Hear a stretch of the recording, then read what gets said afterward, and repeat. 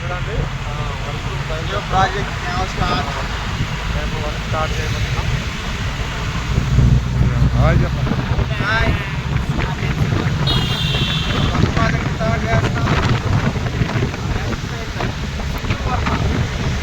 చాలా బాగా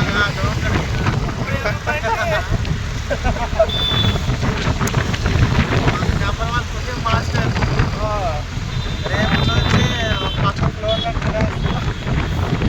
నేను అరేంజ్ చేస్తాను రేపు. ఓకే